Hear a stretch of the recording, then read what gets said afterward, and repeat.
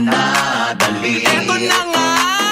Eto na ang mga marites, kaya i-chika mo na, dali. Eto na ang latest! La la la la la la la, i-chika mo na, dali. Eto na ang latest! La la la la la la la, i-chika mo na, dali. Eto na ang latest! Hello mga kampi, dito po ang inyong mga lingkod. Ito po si Mama Loy! At ito naman po si Papa O, si Odi. So, ano pa nga ba ang lagi nyo inihirit sa amin? Ay! Kaya i-chika mo na, dali. La la la la la la la la, ichichika na namin dali. Mag-ibag pa si Mirena.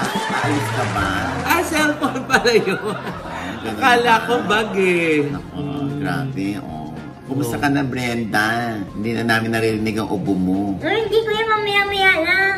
Maya-maya. Talagang, so dapat kami mag-abang. Uubo ka in a while. Ay, teka lang, ang lakas ng ulan. Kamusta ang baha? Eh, syempre, nagkukuha na naman ng picture yan nung in advance, di ba? Hindi. Tapos, nag-post na naman na binabaha na naman sila. Pero same. Ha? Same yung taas ng baha. Oh. Hindi ko yan. Tapos si It nandun na naman sa sopa. Hindi makababa. Sa ngayon, kuya, hindi kami binaha. Ah, talaga? Kala ko sa ngayon, naubos na yung mga pictures mo na ipipresent. Ha? Para... Ba't hindi kayo binaha ngayon? Hindi naman masyadong malakas ang ulan sa Pasig. Ah, okay. Anyway, nakoy. Oo. Diyos ko, nakakaloka, oo. Ay, nako, tinan mo, binahan na naman sa Davao. Oo, di ba? Oo, Diyos ko, ayan, nakita sa ABS-CBN, tapos, yun na nga. So, syempre, basta ingat po ang mga kababayan natin dyan sa Davao, ha? Oo. Siyempre, yung mga namumuno sa Davao, dapat tingnan yan at bigyan ng prioridad. No? Kasi, siyempre, pag laging binabakawawa naman sila, dapat yung flood control project ay maramdaman nila dyan. Di ba? Magbabalik pa ang dabas. Hindi naman yun. Ay, hindi ba? Sorry, I got carried away ang aga. Anyway, Diyos ko, nako, mainit na pinag-uusapan pa rin ng politika, no? Yes. Actually, mas kaanta-anta ba yung usaping politics? Usapin ng pera ng bayan. No? Yes. Kung saan na ginagastos at napupunta. Oo, tapos meron pang coup attempt sa Senado. Naku, grabe, no? Ay, naku, Diyos ko po. Sali nyo naman ang bayan dyan, no, sa mga plano nyo. Ay, Oo, di ba? naku, lahat tayo dapat po involved. Oo, dahil... Kasi kahit yung mga tambay sa kalye, kahit yung mga walang trabaho, kahit yung mga hindi nagtatrabaho, nagbabayad po tayo ng buwis, ha? Pag bumili ka ng yosi, ng alak, mas mataas pa nga yung buwis nun, di ba? Yung oil sa vape, may buwis ba yan, Brenda? Meron yun, kuya. Naka-payer to. Ha? Ay, nako. Anyway, nako, tuloy-tuloy pa rin tayo sa ating balitaan. Yes. Ito na nga, dahil sa mga nangyayari dyan, pinupush na nila si Vice Ganda tumakbo bilang presidente. Sa 2020, dahil wala pang ang ina-announce sa oposisyon. Dahil alam pa lang ng taong bayan na tatakbo ay si VP Sara. Okay, mataas siya sa survey. Kasi nga walang nagde-declare na, yes, lalaban ako. Ay, kuya, baklayan mo yung nalaman? Ano mo naman nalaman? Baklayan eh. Yes, nalaman ako.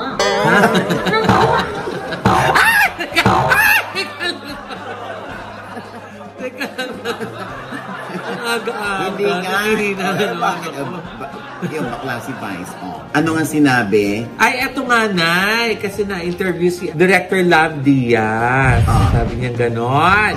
Doon sa Walang Kwentang Podcast. Basa. The nightmare is coming. It's only 2 years away, so we need to act. Gamitin natin ang pop culture. Let's use pop culture to destroy that. Sino bang pinaka-icon sa pop culture ngayon? Vice Ganda! At maganda rin ang pananaw ni Vice. Gamitin natin. Let's use that. Sabi niya gano'n. Malamang. Oh, ba't ka nakaganon, Brenda? Oo nga. Hindi kuya, nakikinig lang ako. Kailangan yung, ano bang nakikinig sa'yo, dapat tenga, hindi muso ang naka... Alam mo, sa totoo lang, no? Sabi nga nila, di ba, ang pagiging presidente ay destiny. Yes. Malay mo, destiny nga ni Vice. Dahil kung matatandaan ko pa dati, sabi ni Vice, kung tatakbo din lang naman siya sa politika, itatakbo na siyang presidente. Ah, talaga? Oo, hindi senador. Oo, doon na sa pinakamataas. Mag-aangat ka nilang na mataas, doon na sa mataas.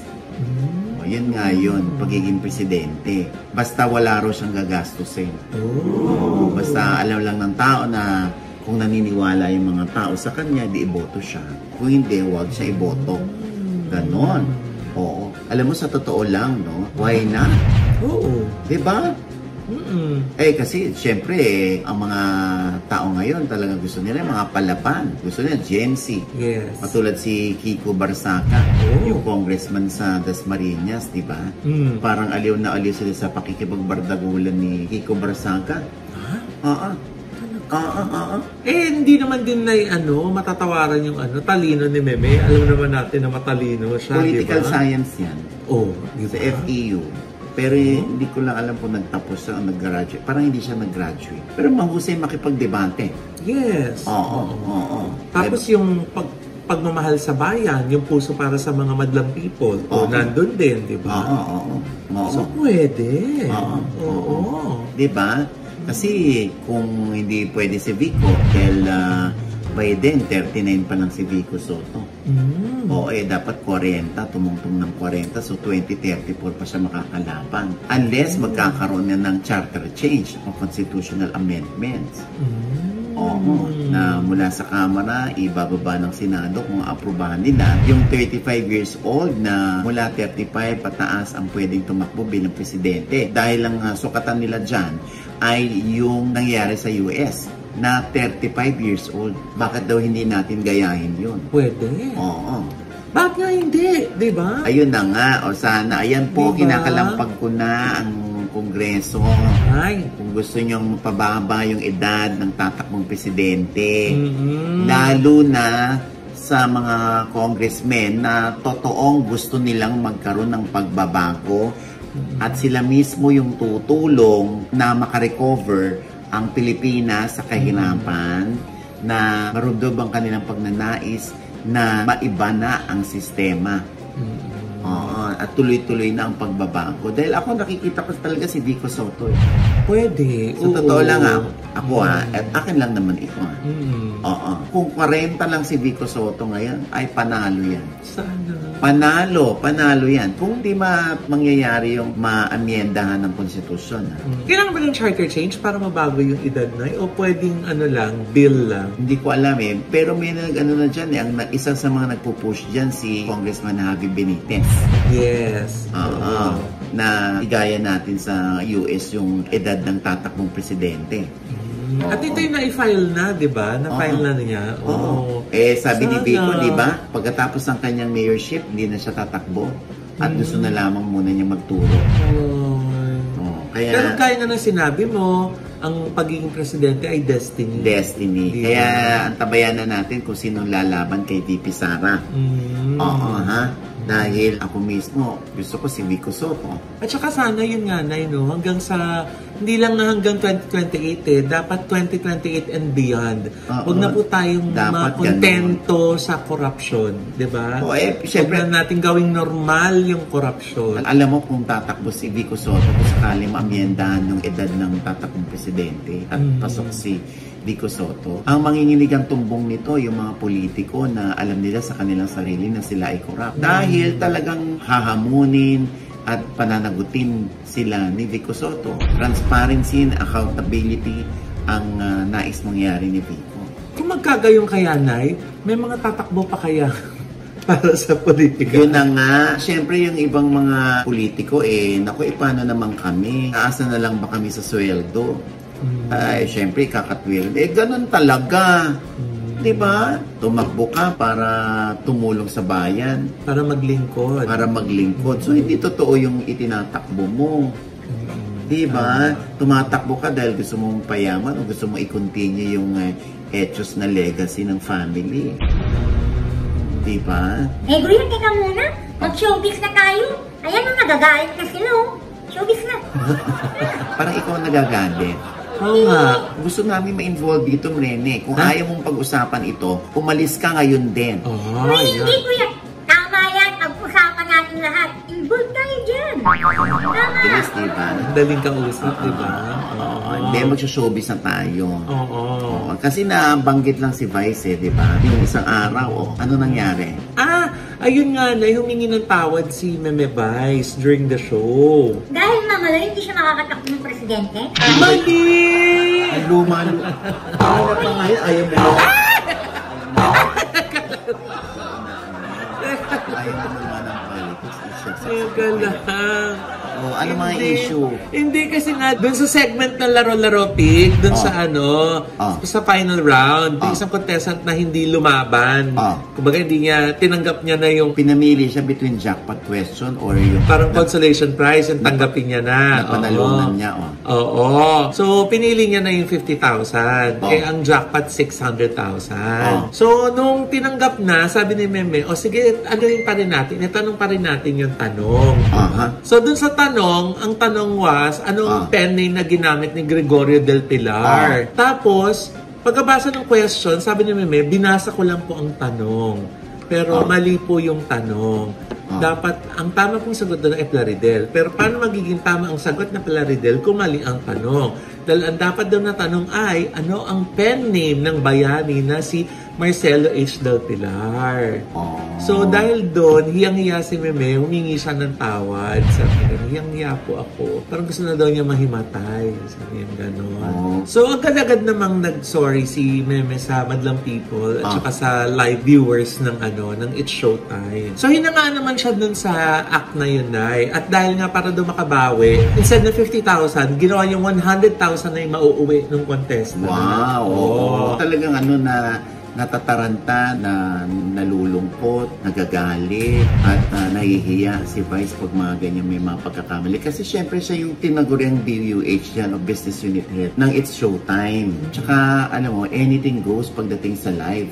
Talagang pwede ka magkamali. Kung tape as live yan, pwede i-correct. Pag live talaga, nangyayari yan. Tsaka yung mga ganyang eksena, yan ang mga nabaviral.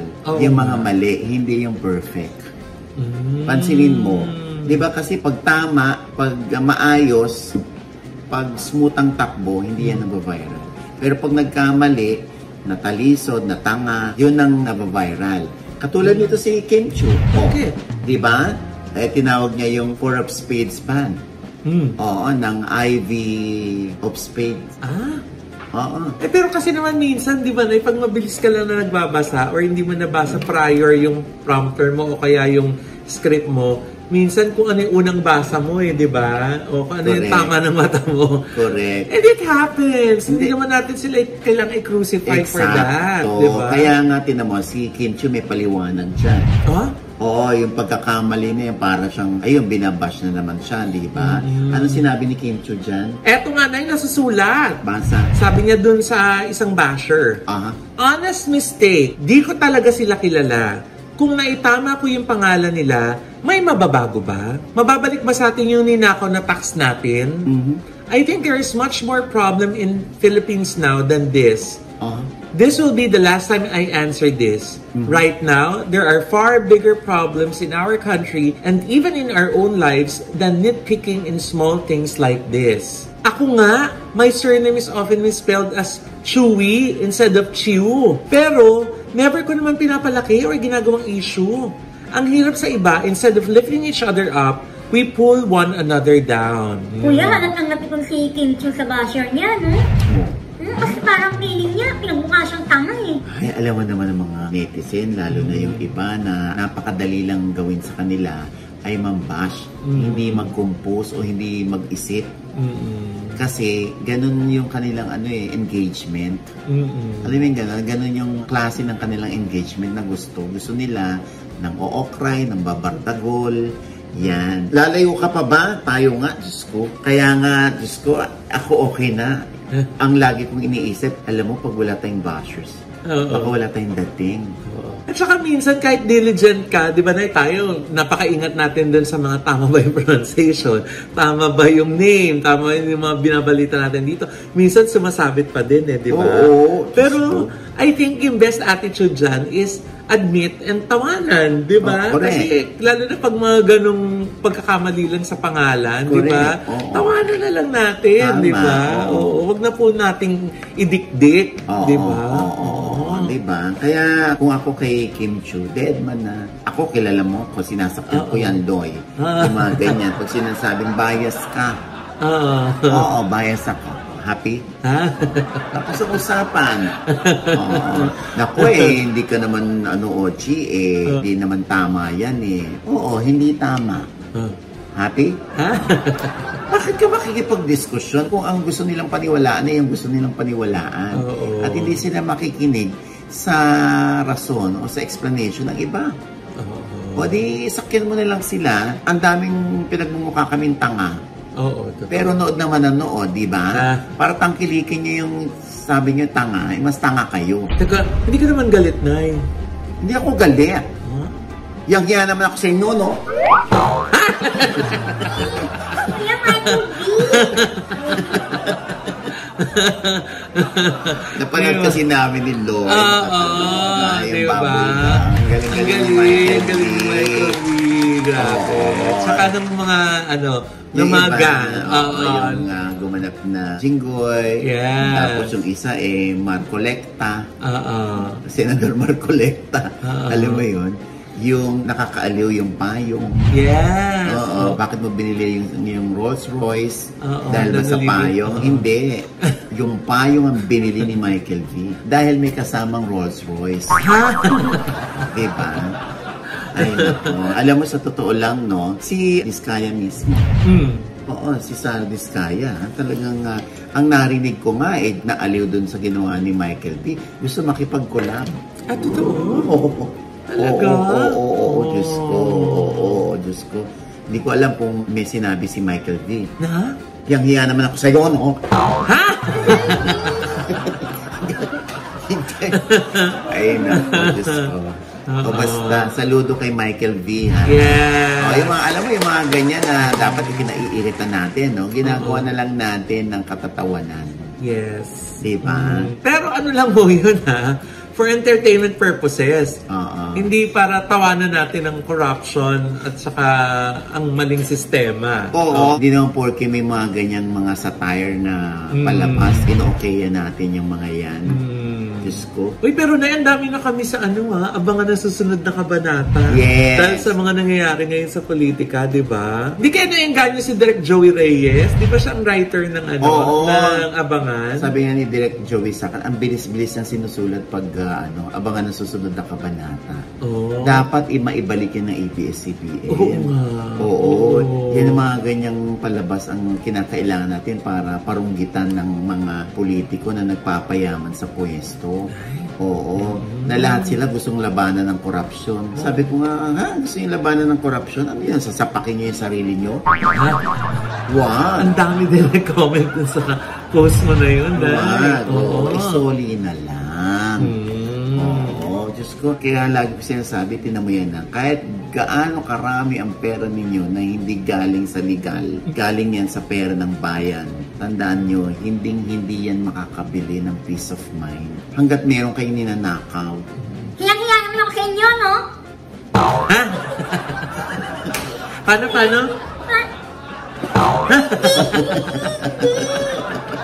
Kakaloka. Ay, nako. Basta, ang importante, kaya nyong tumingin kay Papa Jesus. Yes. Tumingin kayo sa altar. Sabihin nyo kung wala kayong ninakaw. Alam mo, kung ako dyan sa Senado, Ano? o sa Kongreso, yung laro na lang ng bata tayo. Ano? Ang dapat itanong doon, Ano? wala kang ninakaw o hindi ka kasama dyan? Hindi ka ba inalukan? O wala kang nakuha dyan sa flood control project? Wala po. Man buong pamilya mo, dapat ganun ang tanong. Para sandali, gusto ko bang mamatay ang pamilya ko? Dapat ganun ang tanong kung ako naging senador. Ha? Mamatay ka man? Ha? Ha? Wala po kung ninanakot. Buong pamilya mo mamatay? Wala po. Yang naman ako sa'yo, no? Ha? Ay, nako. Basta importante, huwag nating walain ang integridad at respeto. Yes. Ang respeto, walang halaga. Hindi mo yan matatapatan ng anumang halaga. Ang respeto. Ngayon, kailangan ibangon ng Senado ang pagtingin ng mga tao sa kanila. Ganon din ang Kongreso. Kasi pag nakakakita ng politician ngayon mga tao, mayaman. Magkano kaya yan? Ganon na, di ba? Kaya may flood control project kaya? Yun na. Ay, nako. At ito pang isang balita, Mama Loy. Ay, ano yan? Nako, ito na. May bago nang magjowa. Ha? Oo. Sino? May jowa na si Daniel Padilla. Ha? Yes. Sino? Ay! May nagsabi lang naman sa akin. Sino? Depende sa kanila kung aaminin nila or i-deny nila. Oh, sino nga? Artista? Yes. Ha? Hindi ng showbiz? Artista, syempre, hindi na showbiz. Ay, sino? Daniel Padilla Oh. and Kyla Estrada. Ha? Kuya, nakakaloka. Bakit? Oo nga. Pwede pala yun. Ang alin? Ano? Magnanay, kuya. Tapos may relasyon din. Ay, gaga! Kyla, hindi Carla. Akala ko ako yung isa yung tenga. Yan naman ako sa'yo, no? Teka lang muna. Akala ko hindi yan totoo. Ayun na nga, akala ko nga rin nung una eh. Eh, syempre, sa atin, may nag-confirm lang. Oh. Pero, importanteng marinig natin si Daniel at si Kyla. Oh. Kung gaano ito katotoo. Kaya pala lagi sila nakikita madalas together. Yes, meron akong friend Oh. na nakakita sa kanila na Oh. nakasabay sila sa power plant. Oh. Nanood si Kyla at saka si Daniel, di ba? Oh. Tapos bungiskis daw ng bungiskis yung dalawa. Although may mga iba't pa silang kasama. O, tapos ayan, spotted na naman sila. Magkasama na naman daw sila 2 nights ago. Ay, saan? Eh, basta nakalagay lang dyan. Ayan, sa Reddit, lumabas. Ay. Oo, spotted sila. Hindi ko lang alam kung saan yan, ano. Ilan yan sa patotoo na sila ay nagkakamabutihan. Oh. At saka, Diyos ko naman, wala naman silang sinagasaan o tinapakan. Pareho naman silang single. Tama.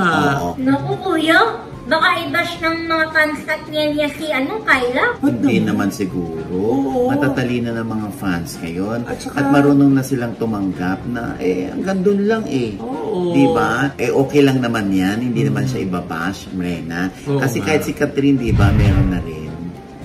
Diba? Lagi naman silang nakikita ni Mayor Mark Alcala ng Lucena. Although, wala pa silang pag-amin.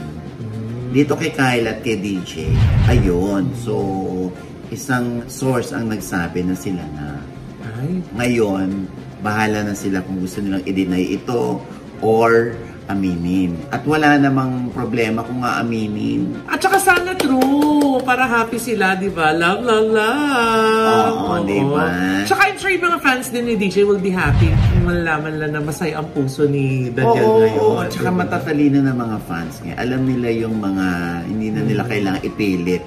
Yeah. Yung dalawang tao na imposible na. Alam mo yun? Although, hindi naman nawawala ng pag-asa mga Katniel. Kaya lang, ibigay natin sa kanilang kaligayahan nila. Kasi kung totoo tayong mga fanay nila, edi kung ano yung kaligayahan nila, nakasupport lang din tayo.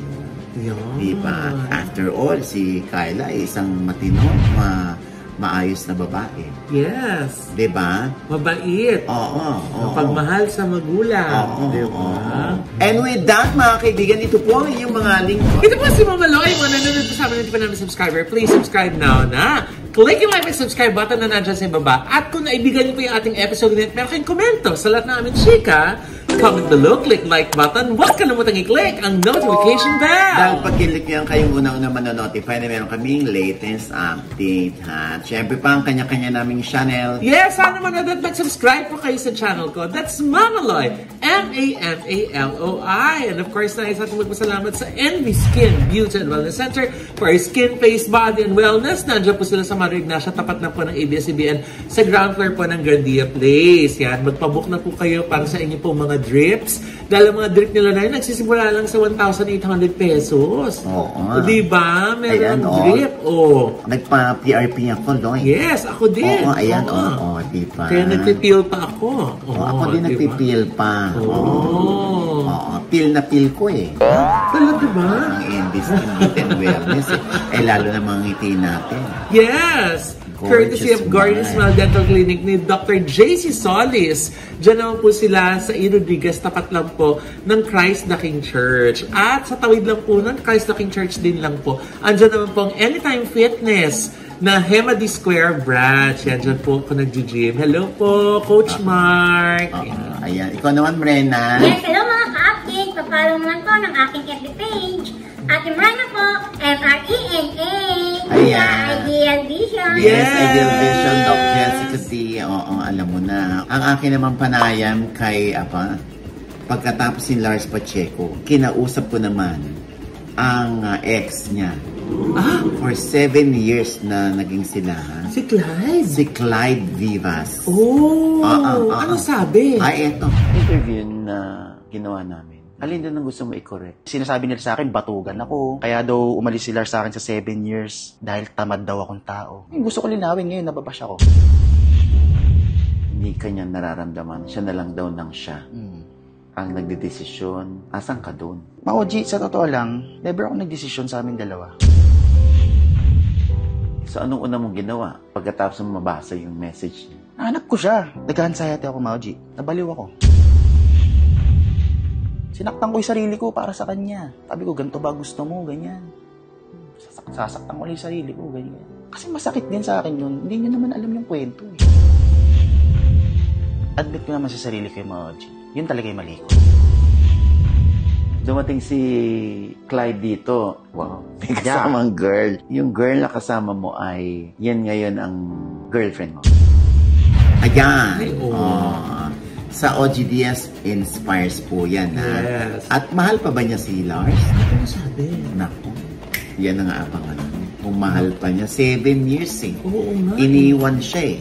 Naku. Parang nagpaalam through message lang eh. Pero tingnan natin ha, sana maintindihan niyo pareho sila ha. At syempre ang ating imbitasyon sa kanila ha, sa September 27 po sa New York. Yes! Yes, ayan po ang How to Get Away from My Toxic Family. Palabas po dyan, pero wala po kami. Basta September 27 po yan ha. Yes! Ayan, baka may tickets pa. Habol na kayo, pero ang alam ko sold out na yan. Ay, baka may mga nagdagdag. Oo, diba? Hindi, baka nag-iisip pa sila ng another screening nga kasi ang dami-daming naghihirit pa. Kasi naubusan nga daw sila ng tickets. Panoorin niyo po. Napakagandang pelikula. Yes. Ayan, so nandyan naman kami ni Mama Loy. October 25, Saturday, 6 to 9 p.m. sa Honolulu. Yay! Honolulu, Hawaii. Ayan, ha? Oo, kita-kita tayo dyan. Ayan po, tawagan nyo lang sina Lehua Blossom at si Maribel Tan for your tickets. Okay? Kita-kita po tayo dyan. Ayan, at bukod dyan, Mama Loy, no? Yes. Ayan, so tuloy na tuloy din kami sa October 18. Ha? 3 p.m. sa AMC 13 Chapel Hills, Auditorium 6 para sa How to Get Away from My Toxic Family. Ayan nga, Diyos ko. Ang dami na nila, nakarating na sa kanila kung gaano kaganda. Yeah. Maraming salamat. At syempre, for your tickets, ayan si JC Makaspak, tawagan ninyo, ha? Colorado naman sa yan. Colorado, Yes. ha? Colorado, nandiyan kami. So, meron pa kaming Vegas at isa pa. Kaya abangan nyo yung announcement. Okay? Wow. At meron din kami sa October 10, 11, 12 sa Toronto. Wow! Oo. Talaga ba? Ayaw mo ba? Galing. O, sige, Gusto iwan ko. ka na. Oo. Sama. Basta yung final niyan ay i-announce po namin dito, ha? Yeah. Siyempre, Maring Rose Santos ng White House Cares, no? Thank you, Miss Rose! Ayan na, para sa mga nurses na Yes. passers, Mhm. lalo na kung taga New York kayo, mas pasok kayo sa panga. Yes. Oo, ha? Matutulungan kayo ng White House Cares kasi nagde-deploy sila ng mga nurses, caregivers. Mag-email kayo dyan, ha? Sa White House Cares. Yes. Ayan na. Legit yan. Ako na nagsasabi sa inyo. Tama. At syempre, ang ating pagban sa mag-asawang Francis at MJ Yes! na Sushify, ayan, dinanap ang gender reveal. Yes, congratulations! Oo, at babae. It's a baby girl! Tama po. Ah, ako nag-blue, kala ko boy. Well, gusto naman ni babae. Yeah. Ni Francis. Mm. Ayan na, at excited na ako dahil ninong ako, no? Ah, talaga? Oo. Ninong ka? Oo. Talaga? Hindi ninang, kuya. Patapos na lang gusto pa masaktan. Talaga ba? Nagtatanong lang, kuya. Bakit ako gender reveal mo? Ha? Para walang gulo, nong nang na lang. Nong nang, di ba? Oo. Ayan, there's a big sushi ng Sushify na napakasarap. Kaya naman sila ay medyo, alam mo yun, naka-ahon-ahon sa buhay ika. Yes. Kaya congratulations kasi masarap naman talaga yan. True. Ang big sushi ng Sushify. Yes. At ang daming variants, di ba? Ang daming yung choices. Tuna, kung ano. mango crab, Yes. at saka yung basta marami masarap. Oo, ha? Ayan, at syempre pa, ito pa rin po yung lingkod, Papa Jose Oji Diaz, na lagi nagsasabi. At nagpapaalala sa inyo na sa tuwing gigising po tayo tuwing umaga, huwag na huwag po tayong makakalimot na magpasalamat sa Panginoon. Dahil tayo kanyang ginising, ibig sabihin, may mission pa rin po tayo sa buhay. Sabay sabing, every gising is a blessing. At ano pa nga bang lagi niyong inihirit sa amin? Chika mo na, dali. La la la la la la la la. Chika mo na, dali. La la la la la la la la. Chika mo na, dali. Lumabang siya naman siya sa Batang Quiapo. Oo nga. Uy, kuya, hindi. Wala Dapat akong nga. dapat ang mga paa mo nasa Baha? hindi, hukay. Ay, hukay. Hindi. Hindi sa sa lupa. Yes. Ay nga pala, no, birthday ng ating #1 fan dyan sa Marikina. Si Ma'am Irene Isais. Ay, hello. May bahay niya. Daddy June Isais. Oo, inimbita nga tayo dyan, Loy, no? Sila yung yung ginamit naming bahay ni Brad Pitt na may elevator. Ay, ang taray. Oo, di ba? Okay, naku, kaya alika, Arnilyn, doon tayo magkape, masarap yung kanilang meron silang building doon na meron silang 7-Eleven, may coffee shop Ay, sila. taray. Tapos sa September 13, tutugtog doon si Ice Sigena. Ay, ang Ayan, taray. ha? Happy birthday, Ma'am Irene! Birthday po! Thank you for liking us. Ayan. Yes. Ayan. Talaga si Ernie, talaga. Nakatuwad. Akala ko picture. Hindi gumagalaw eh. Oo. Saka nakatuwad na naman si Tito Ernie gano'n, no? Ba't ka nakatuwad, Ernie? Yeah. Ba't ka nakatuwad, Ernie? Hindi ako nakatuwad, no? Ay, ano ginagawa? Ay! Sa nakadukwang! Ikaw pala yung salarin today! Diba? Diyos ko, Ernie din yan. Namimiss na niya yan. Oo nga.